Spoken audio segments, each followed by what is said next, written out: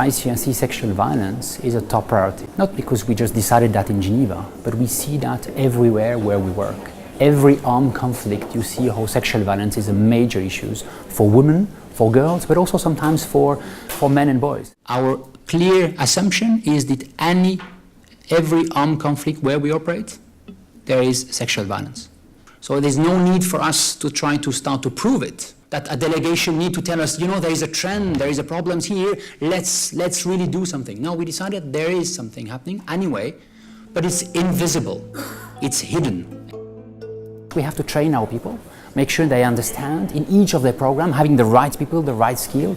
It was a request from the ICRC, who has now put sexual violence in conflict as one of their main priorities for the coming years, and had a great sense that there wasn't enough knowledge and there wasn't enough awareness about the issue among their staff, and to train mid and senior level managers so that they can influence what happens in their teams. So I thought that this was a very interesting idea. ICRC didn't want to have it in-house, but have it with an academic institution to get also other organizations to participate in such a training, to have an exchange of experiences.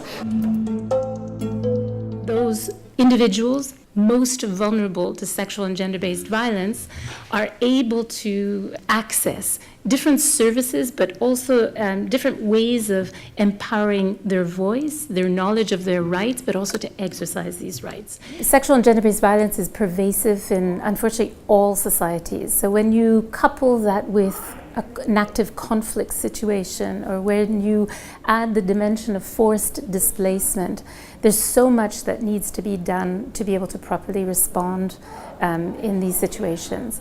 And so developing strategies is one thing, targeted funding and programs is another, making sure that our partners have a real professionalism around the response and the programs and the services that they deliver.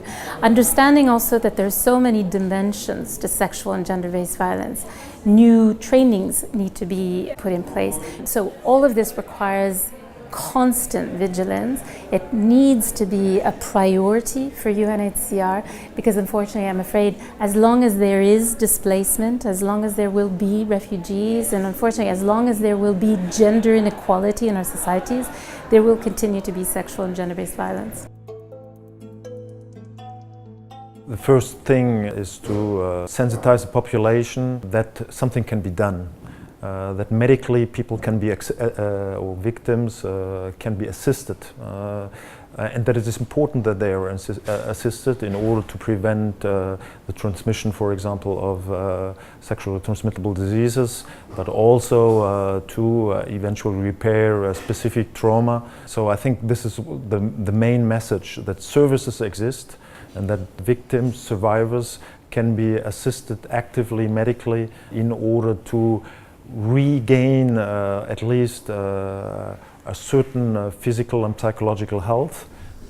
We also need to continue challenging MSF role to expand the medical care for victims of sexual violence, but we need to stay vigilant and maintain independence from political pursuits by national and international governance, however promising they might seem. We need a sea change in current thinking about the scale and impact of sexual violence against men and boys. This form of sexual violence was reported in more than 25 conflicts around the world since 2000. But only 3% of NGOs working on sexual violence say that they do anything to do with male survivors. In our own work with refugees coming into Uganda, where we have been able to do systematic screening, the results suggest that 1 in 3 male refugees coming out of Eastern DRC has experienced sexual violence in their lifetime. So I can say safely that in our work, when we look at our figures, 1 in 3 of the GBV survivors that we work with is male, and those are people presenting themselves to our offices. So if in a year we deal with 1,500 clients, 500 of them will be male and 1,000 will be female. We need additional training within the curriculum of all of those practitioners so that they understand the phenomenon of sexual violence against men and are trained appropriately. There was so much demand for this course, we couldn't take all the people who wanted to come, so we have already planned the next one in March. There will be probably a French version in June and then another course next autumn. But on the other hand, which is really evident, is that this collaboration, this initial collaboration between people committed to the issue and the organization has really pointed also to some areas which would need more research or more development, and where an academic institution could play a role because we are a kind of neutral space where certain things could be discussed and could be developed for the future.